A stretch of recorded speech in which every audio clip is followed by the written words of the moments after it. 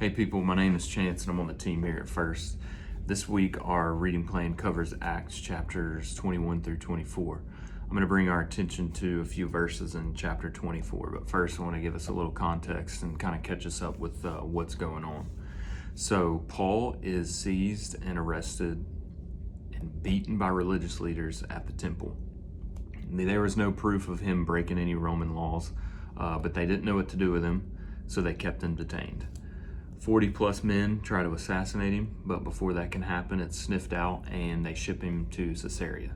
So in chapter 24, Paul is on trial, and when he gets the opportunity to speak, this is some of what he says. I'm in 24 verses 14 through 16. But I admit that I follow the way, which they call a cult.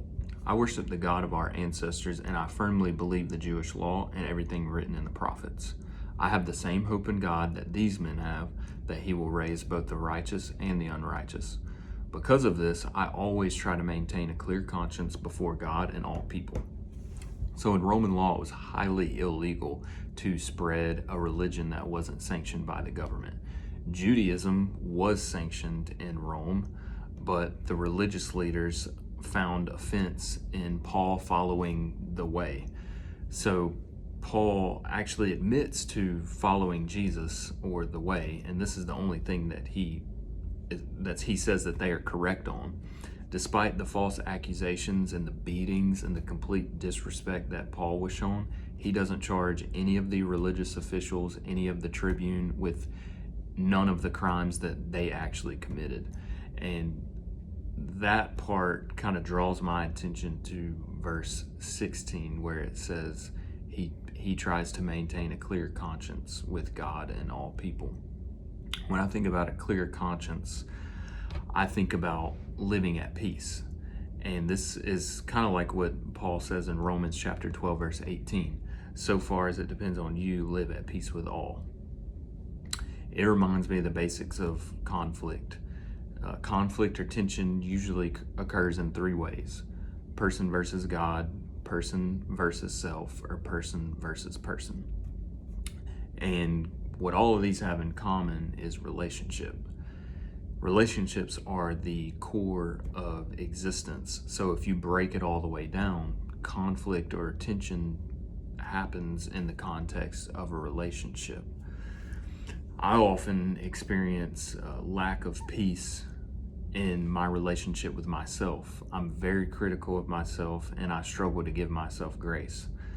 So I must maintain a clear conscience by giving myself grace, reminding myself of my identity in Christ.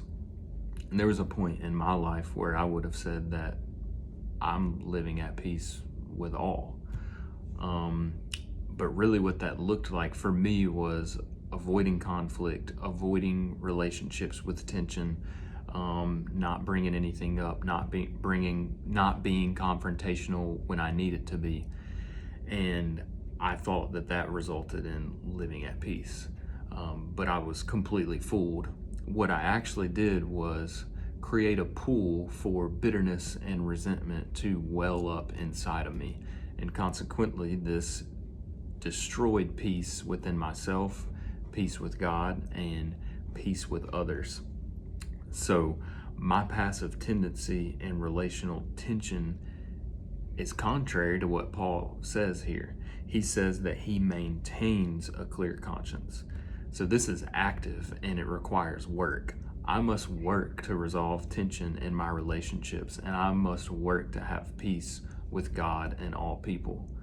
So take inventory of your relationships. What does your conscience look like? Can you say that you have a clear conscience in your relationships? Or do you need to do some work to maintain peace?